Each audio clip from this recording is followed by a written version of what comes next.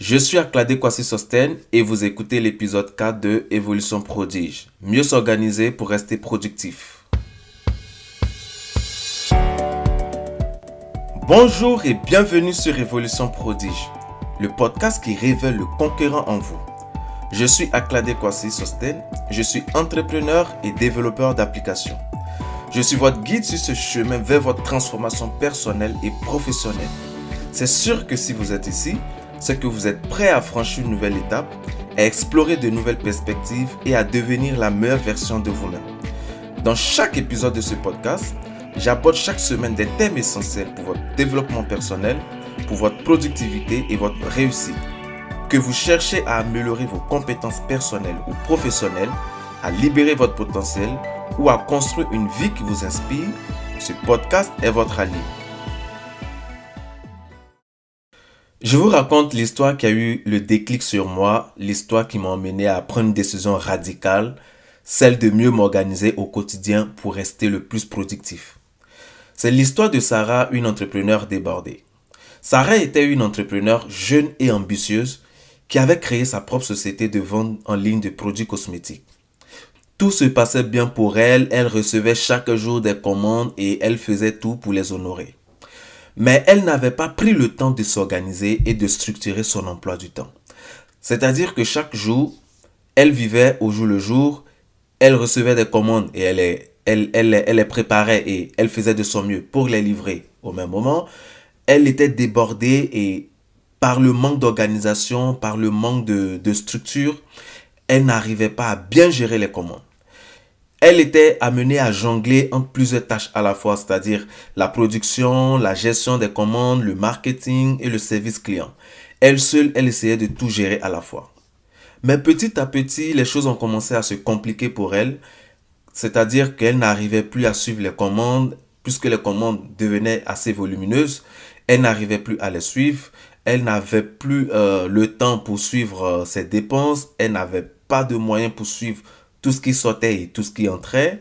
Elle n'avait pas de système pour gérer son inventaire. Ses journées étaient remplies de tâches urgentes qui l'empêchaient de planifier à long terme. Cela, bien entendu, a eu des conséquences sur sa vie professionnelle comme sur sa vie personnelle.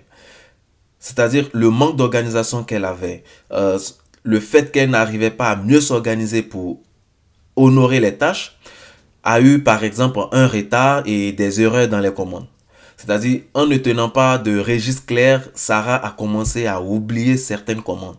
Il arrivait qu'elle oublie carrément des commandes parce que elle reçoit des commandes au téléphone et elle n'arrivait pas à les marquer, elle n'avait pas un support pour les marquer. Et donc, il arrivait par moments que Sarah oubliait carrément certaines commandes. Et il y a des clients, en cet effet, qui se plaignaient du retard de livraison. Et souvent même, il y a des clients qui recevaient carrément d'autres livraisons, d'autres commandes, d'autres produits. Également, il y a eu une répercussion de stress et d'épuisement sur la vie de Sarah, c'est-à-dire Sarah a commencé à travailler de longues heures. Elle passait beaucoup d'heures à travailler et elle se sentait toujours submergée. Le stress de ne pas savoir par où commencer ou par où terminer l'épuisait énormément. Elle avait l'impression de courir constamment sans avancer. Également, elle avait des pertes de clients dans son business, c'est-à-dire il y a des clients qui étaient insatisfaits et quand ils sont insatisfaits, ils commençaient à laisser des commentaires négatifs sur son site et sur ses réseaux sociaux. En l'absence d'un système de suivi pour son business, elle n'arrivait plus à répondre correctement et rapidement aux plaintes, ce qui a coûté des clients fidèles, ce qui lui a coûté des clients vraiment fidèles. Cela a également eu un impact sur sa santé, c'est-à-dire à force de vouloir faire tout en même temps sans structure, elle a commencé à négliger son bien-être et cela, elle dormait mal, elle mangeait à des heures irrégulières et elle avait peu de temps pour elle pour se reposer. Cela a aggravé son stress et a rendu moins productif. Et une autre conséquence également qu'elle avait, c'est que ce manque d'organisation lui faisait perdre des opportunités. C'est-à-dire, il y a souvent, elle n'avait pas de plan clair, donc Sarah a dû refuser des propositions intéressantes de partenariat et d'événements car elle était débordée de tâches quotidiennes. Cela a eu des répercussions, des conséquences néfastes sur son business et aussi sur sa santé mentale. Finalement, à un moment donné, Sarah s'est rendue compte que ce manque d'organisation et cette mauvaise organisation surtout avait des répercussions néfastes sur son business et sur sa vie professionnelle et personnelle. À partir de ce moment, elle a pris un recul. Elle s'est rendue compte que si son business doit progresser et doit prendre de l'ampleur et doit réussir, elle devrait revoir sa stratégie d'organisation, elle devrait revoir sa mauvaise organisation qu'elle avait. Elle a donc décidé de prendre du recul et de réorganiser son travail. Elle a mis en place des outils de gestion pour suivre ses commandes. Elle a également planifié ses journées en utilisant des to-do list. Elle a commencé à planifier ses journées et elle a également commencé à déléguer certaines tâches à d'autres personnes. Cette nouvelle organisation lui a constamment permis de réduire le stress, de mieux gérer ses priorités et de retrouver une meilleure qualité de vie. Ça, c'est ce que Sarah a vécu, mais honnêtement, il y a plusieurs personnes qui vivent la même chose de par le manque d'organisation, de par le manque de structure dans leur business ou dans leur vie personnelle. La mauvaise organisation ne fera pas que ralentir votre travail. Honnêtement, cela pourrait également avoir des répercussions sur votre santé, sur la vie de votre famille et également cela pourrait vous emmener à ne pas pouvoir satisfaire certains clients dans votre business et même à perdre des opportunités parce que vous serez emmené à faire plusieurs choses, plusieurs tâches à la fois, à vous départager dans plusieurs choses parce que tout simplement, vous n'avez pas d'organisation, vous n'avez pas de structure, vous ne savez pas où aller en une journée, en une semaine, en un mois. Travailler sans structure finit souvent par provoquer des erreurs coûteuses et du stress. C'est pourquoi dans ce podcast, dans cet épisode, je vais vous partager honnêtement les secrets que j'applique, ce que j'applique chaque jour, les topos que j'applique chaque jour pour avoir une meilleure organisation dans mes projets, dans mes business, dans mon quotidien. Alors, c'est parti. Je vais vous donner les secrets que moi j'applique, les choses que j'applique chaque jour quand j'ai un nouveau projet, quand j'entame une journée, quand j'entame une semaine ou quand j'entame un mois de travail ou de quelque chose quelconque. Je vais vous dire ici les secrets que je pratique, les habitudes que je mets en place pour avoir du succès, pour réaliser mes objectifs, ne pas être dispersé, pour ne pas avoir du stress sur soi, pour ne pas avoir des conséquences néfastes sur ma santé, sur ma famille ou sur mes autres projets. La première des choses que moi je fais, honnêtement, c'est que je me définis toujours des objectifs. Ayez pour habitude de vous définir des objectifs. Une chose est sûre, c'est que une chose est de définir des objectifs, mais également une autre est de définir des objectifs clairs et concis. Avant d'entamer un nouveau projet, avant d'entamer une journée, je vous conseille de commencer par vous définir des objectifs clairs et réalisables. Que ces objectifs soient à court ou à long terme, peu importe, mais il faudrait que vous définissiez des objectifs. Ne vous engagez pas dans des choses, ne vous engagez pas dans des projets, ne vous engagez pas dans des journées sans avoir des objectifs clairs. Assurez-vous que ces objectifs que vous allez vous définir, que ce soit à court ou à long terme, que ce soit des objectifs spécifiques, que ce soit des objectifs mesurables, que ce soit atteignable, que ce soit pertinent et surtout limité dans le temps. D'où on parlera par exemple de définir des objectifs SMART. La méthode SMART est une méthode qui est utilisée par un grand nombre de personnes, pratiquement par tout le monde, ceux qui arrivent à atteindre les objectifs, ceux qui arrivent à réaliser de grandes choses. C'est une méthode qui est généralement utilisée par ces personnes pour définir des objectifs clairs, précis et réalisables. La première personne, je dirais d'abord moi. Je suis quelqu'un qui utilise beaucoup cette méthode dans mes projets, dans mes objectifs, dans mes journées. Peu importe ce que j'ai à faire, j'utilise toujours cette méthode. On a le premier, alors le SMART, c'est le S-M-A-R-T. On a chaque lettre qui signifie une chose précise. On a le S, qui est spécifique, qui veut dire que votre objectif que vous allez définir doit être clair et compréhensible. Il ne doit pas être vague. Au contraire, il doit être détaillé. il doit permettre à tout le monde de comprendre vos objectifs. C'est-à-dire, même si une personne, pardon, de 8 ou 9 ou 10 ans lit votre objectif, qu'elle soit à mesure de comprendre de façon claire et précise. Je prends un exemple. Si vous avez pour ambition d'avoir de la forme, plutôt que de dire que je veux être en forme, dites plutôt par exemple que je veux courir 5 km 3 fois par semaine. Là, on a quelque chose de concis, on a quelque chose de clair. Lorsque cette semaine va s'annoncer, j'ai pour objectif de courir 5 km 3 fois par semaine.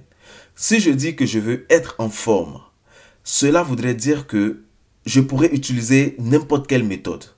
Et vous sachez qu'une fois qu'on s'engage dans quelque chose, on veut tout faire en même temps, il arrive par moments qu'on se perde. Il arrive par moments qu'on s'engage dans certaines choses sans vraiment savoir pourquoi par moment ou sans vraiment savoir où est-ce qu'on va. Mais quand vous définissez votre objectif en ces thèmes, je veux courir 5 km 3 fois par semaine, vous savez que c'est du sport que vous voulez faire pour atteindre vos objectifs qui est d'avoir une bonne forme, une condition physique améliorée. Donc, il faudrait que vos objectifs soient spécifiques. Il ne faudrait pas qu'ils soient vagues. Vous-même, vous devez arriver à comprendre vos objectifs et d'autres personnes qui liront vos objectifs également doivent les comprendre. Si je dis à une personne tout de suite que je vais avoir la forme, c'est très vague. Elle se demandera elle-même peut-être, par exemple, qu'est-ce qu'il veut faire pour avoir de la forme? Est-ce que c'est du sport? Est-ce qu'il veut améliorer son alimentation? Est-ce qu'il veut avoir à acheter des produits ainsi et là?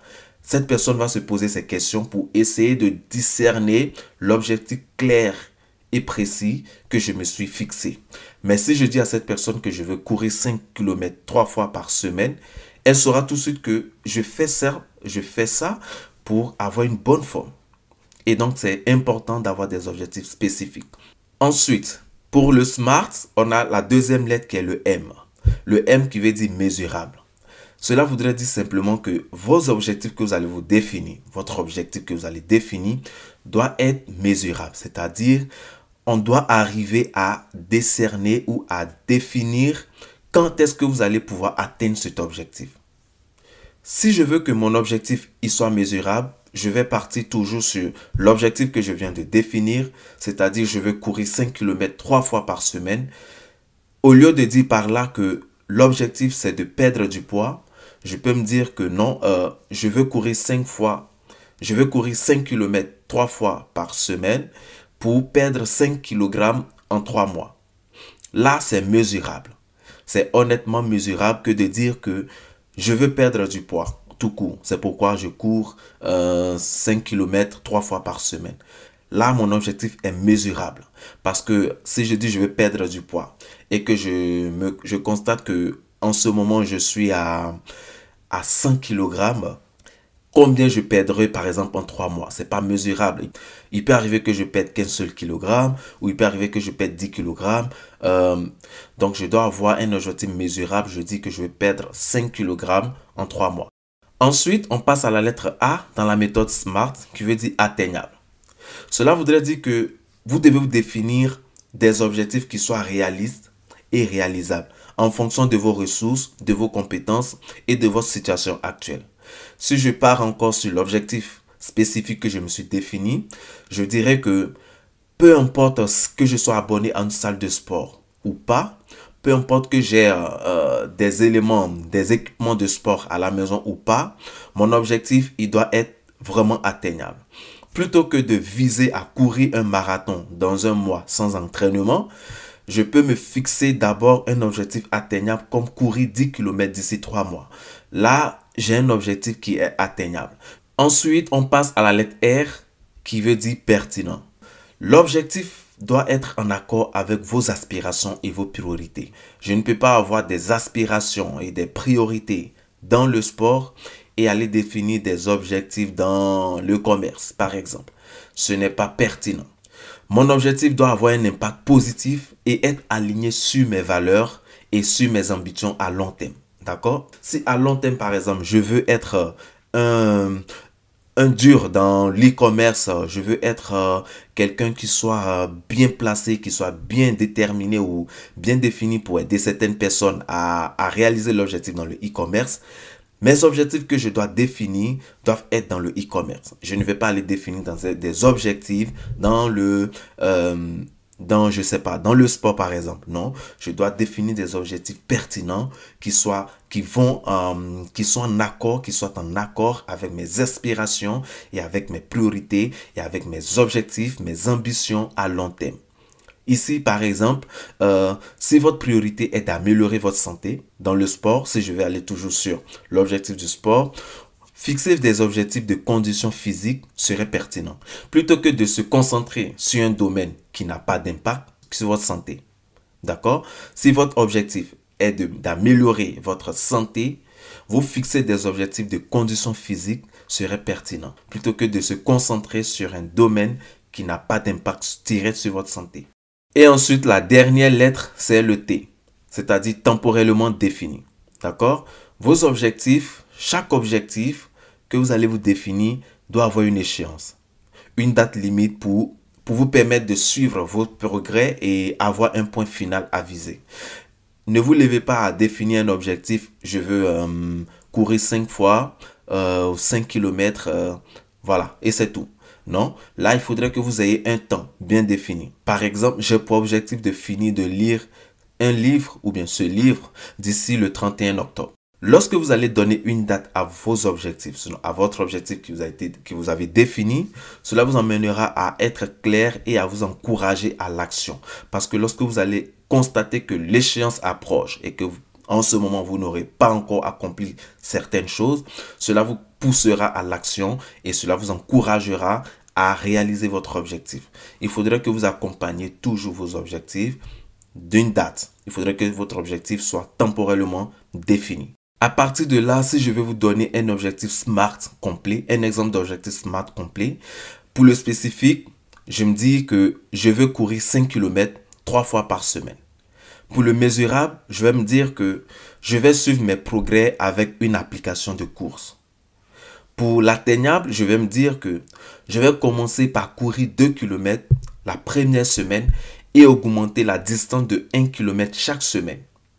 Pour que ce soit pertinent, là, je me dirais que courir régulièrement va m'aider à améliorer ma forme physique et réduire mon stress.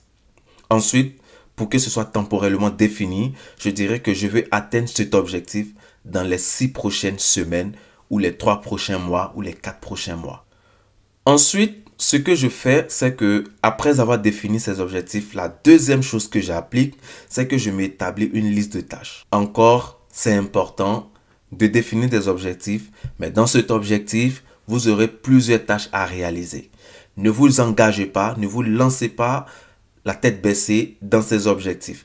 Définissez-vous des tâches claires. Définissez-vous une liste de tâches, ce qu'on appelle généralement les to-do list. Faites une liste de toutes les tâches que vous devez accomplir en les classant par ordre de priorité. D'accord? En les classant par ordre de priorité. Ces objectifs que vous allez vous définir, vous allez forcément avoir des listes de tâches à l'intérieur. Listez toutes vos tâches. Utilisez les blocs-notes ou les notes de vos téléphones ou les stickers sur vos ordinateurs pour ceux qui sont sur Mac. Mais établissez une to-do list. Avant de sortir de chez vous, établissez cette to-do list va vous permettre d'être précis, d'être concis, de savoir exactement qu'est-ce que vous devez réaliser dans cette journée ou dans cette semaine ou pour ce mois. Ensuite, je vous dis la troisième chose que moi j'applique dans mes manières de m'organiser, l'organisation que je mets en place. Un secret également que j'applique chaque jour ou chaque semaine ou chaque mois, c'est que je m'établis des bilans journaliers ou hebdomadaires. Cela veut dire quoi? Honnêtement, on ne peut pas espérer un changement si on passe notre temps à faire les mêmes choses. Et l'une des manières, je n'ai pas dit c'est la manière la plus exhaustive, c'est la seule manière, mais l'une des manières d'être sûr de savoir qu'on tourne en rond ou pas, c'est de suivre sa progression. C'est de savoir ce qu'on fait, ce qu'on a réalisé ou ce qu'on n'a pas réalisé. C'est de savoir par rapport à hier ou à avant-hier, où est-ce qu'on en est aujourd'hui. Et cela se fait dans les bilans. Ces bilans ne doivent pas forcément être trimestriels ou semestriels ou annuels.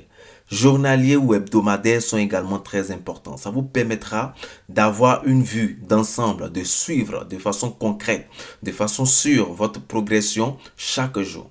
Je vais vous citer quelques bénéfices sur cette méthode, quelques bénéfices qu'on pourrait avoir lorsqu'on applique cette méthode. Le premier bénéfice que moi je gagne, c'est que quand je m'établis un bilan journalier et que le soir ou en fin de semaine, j'essaie de me faire un bilan, je sais tout de suite ce que j'ai réalisé durant la journée ou durant la semaine. Je sais les tâches que j'ai réalisées et aussi j'ai les tâches que j'ai pas réalisées.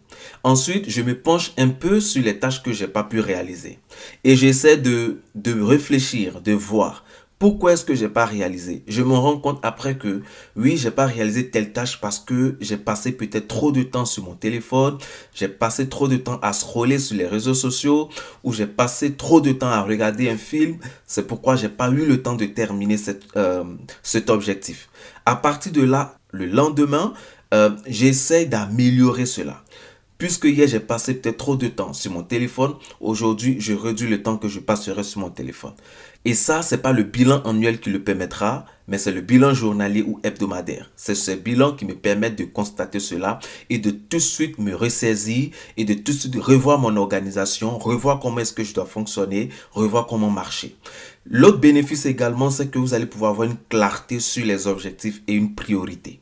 C'est-à-dire que un bilan que vous allez vous établir de façon journalière ou hebdomadaire va vous permettre de prendre du recul sur les tâches accomplies et à venir. D'accord? Ça vous permet de clarifier ainsi les objectifs. Lorsque vous avez un bilan à établir de façon journalière, quand vous n'avez pas pu atteindre cet objectif, si ce n'est pas que vous avez passé trop de temps sur le téléphone, si ce n'est pas la distraction, c'est que peut-être que l'objectif n'était pas vraiment réaliste et cela vous permettra de redéfinir cet objectif et de savoir quelle action vous allez mettre en place pour réaliser cet objectif. Donc, c'est important de s'établir des bilans journaliers ou hebdomadaires. L'autre bénéfice également que j'en tire, c'est que cela me permet d'évaluer ma productivité. Quand j'ai un bilan, quand je fais mon bilan le soir ou en semaine, je sais tout de suite ce que j'ai réalisé comme tâche, comme objectif. Je sais tout de suite ce que je n'ai pas réalisé, comme je viens de le dire. Et ça me permet d'évaluer ma productivité, ça me permet de savoir ce que j'ai pu réaliser ou ce que j'ai pas pu réaliser. L'autre bénéfice également, ça me permet d'améliorer ma gestion de mon temps. D'accord? Lorsque je me fais un bilan régulier, chaque soir, cela m'aide à mieux gérer mon temps en identifiant les priorités de haute et les priorités de basse efficacité. Donc, tout ça, c'est dans le bilan journalier ou hebdomadaire que vous allez vous rendre compte de tout ça. Imaginez que vous faites des bilans trimestriels ou semestriels ou annuels.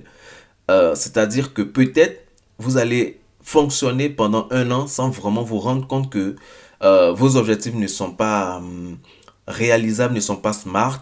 Vous n'allez pas vraiment vous rendre compte que il y a certains objectifs, il y a certaines tâches que vous n'arrivez pas à réaliser. Vous n'allez pas vous rendre compte que vous passez trop de temps sur certaines choses. Ce sera qu'en fin d'année que vous allez vous en rendre compte. Mais quand vous avez un bilan journalier de façon régulière, établi et dont vous respectez, vous allez tout de suite vous en rendre compte de vos erreurs et vous allez tout de suite mettre les actions en place pour corriger ces erreurs. C'est important. Il y a beaucoup de bénéfices que moi j'en tire de là. C'est-à-dire que ça me permet également de renforcer ma motivation, ça me permet de m'adapter, de me réajuster. Ça réduit également le stress, le niveau de stress que moi j'ai. Ça me permet également de suivre mes habitudes. Ça me permet également d'améliorer ma planification future. Quand j'arrive à planifier de façon journalière, quand j'ai une constance dans la planification, c'est sûr que à long terme, j'arrive à planifier certaines choses facilement pour le long terme, pour les semaines, pour les mois, pour 3 mois, pour une année, 2 ans. Ça devient facile. Une autre chose également que moi je pratique, c'est que j'utilise la technique du time blocking. C'est quoi? C'est-à-dire que j'essaie de bloquer dans chaque journée, j'essaie de bloquer des horaires dédiés pour chaque tâche. Par exemple, j'essaie de bloquer 1 heure pour répondre aux mails lorsque j'arrive au bureau ou lorsque je suis à la maison, peu importe. Mais chaque matin, j'essaie de bloquer un certain nombre de temps pour une tâche bien définie. J'essaie de bloquer 1 heure pour lire mes mails, j'essaie de bloquer 2 heures pour des tâches créatives, j'essaie de bloquer 30 minutes pour lire des articles, j'essaie de bloquer 2 heures pour faire ou telle chose. C'est un système qui vous permettra de vous concentrer sur une chose à la fois. Lorsque vous n'avez pas ce genre de time blocking, vous allez, sans vous en rendre compte, plonger dans plusieurs choses à la fois. En gros, lorsque vous procéderez ainsi, sans même vous en rendre compte, vous n'allez pas avancer, mais sans le savoir. Mais lorsque vous avez ce système de time blocking et que vous respectez cela et que vous vous concentrez que sur une seule tâche à la fois, vous allez voir que vous allez réaliser facilement vos objectifs, vous allez réaliser facilement des progrès sans forcément sentir que vous fournissez des efforts. Donc, c'est important d'avoir des time blocking. Vous avez l'agenda Google ou peu importe si c'est Outlook ou bien Apple, peu importe. Vous avez les agendas dans le téléphone. Vous pouvez les utiliser à bon escient, c'est-à-dire vous pouvez caler des temps bien précis pour des tâches bien précises. Et lorsque ça arrivera, respectez, soyez rigoureux envers cela. Encore une autre chose que je fais, c'est que je planifie mes journées.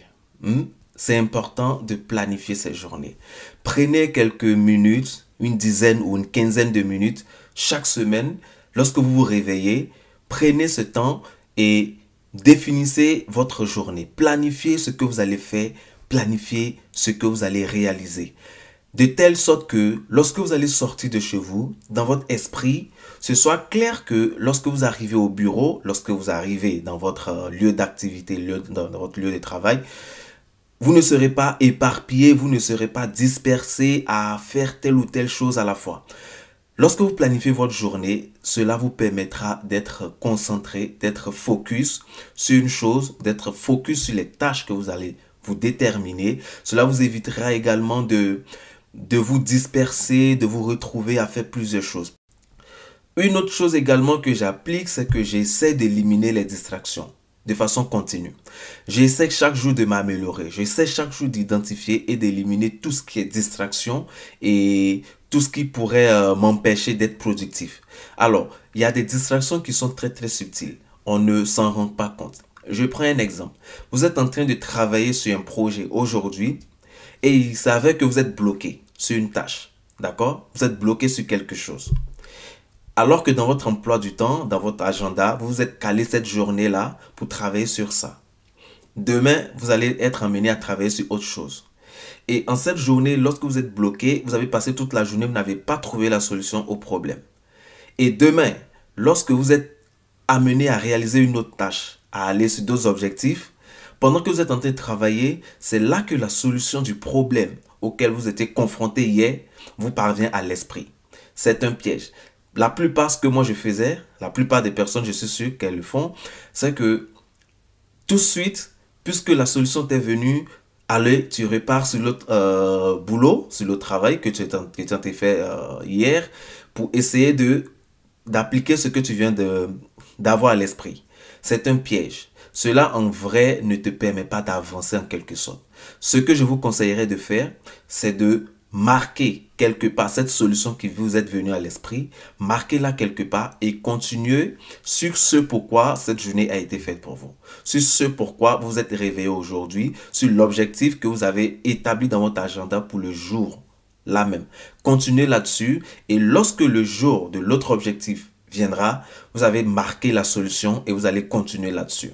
Évitez sincèrement de tâtonner entre les objectifs, entre les tâches, lorsque une solution de notre problème auquel vous avez fait face dans les jours passés vous vient à l'esprit. Marquez quelque part et continuez à travailler sur ce pourquoi vous êtes réveillé, ce pourquoi vous avez établi les objectifs pour la journée. Et ensuite, les jours prochains, pour les autres objectifs, vous allez pouvoir continuer là-dessus puisque vous aurez déjà marqué la solution.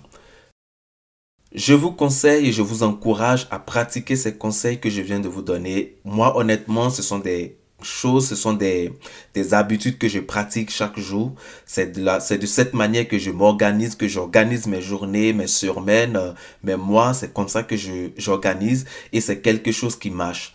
C'est clair pour moi, comme moi aussi, dans les débuts, c'était pas facile pour moi de m'y adapter.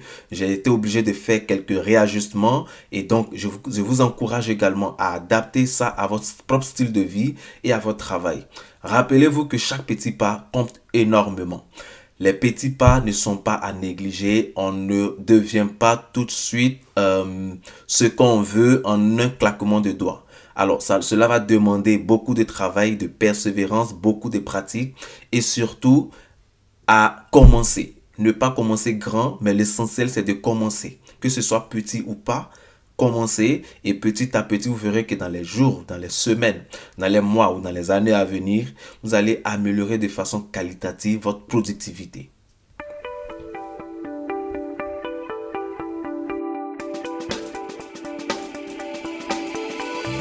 Et voilà, c'est la fin de cet épisode d'Évolution Prodige. J'espère que vous repartez avec des idées nouvelles et des outils pratiques pour avancer sur votre chemin de transformation. N'oubliez pas que chaque petit pas que vous faites compte et vous rapproche de vos objectifs. Si cet épisode vous a parlé, pensez à vous abonner et à partager le podcast avec vos amis ou collègues qui pourront en bénéficier. Vous pouvez également laisser un avis et une note. Cela nous aide à toucher encore plus de personnes et à continuer à vous offrir du contenu de qualité. Rejoignez-nous sur les réseaux sociaux Évolution Prodige pour ne rien manquer et participer aux discussions autour de votre transformation. Vous y trouverez également des conseils supplémentaires et des inspirations quotidiennes pour rester motivé. En attendant le prochain épisode, souvenez-vous que la clé du succès réside dans l'action. Chaque jour est une opportunité de progresser et de devenir la meilleure version de vous-même. Merci encore de faire partie de cette communauté de concurrents. Restez connectés et à très bientôt pour un nouvel épisode d'Évolution Prodige.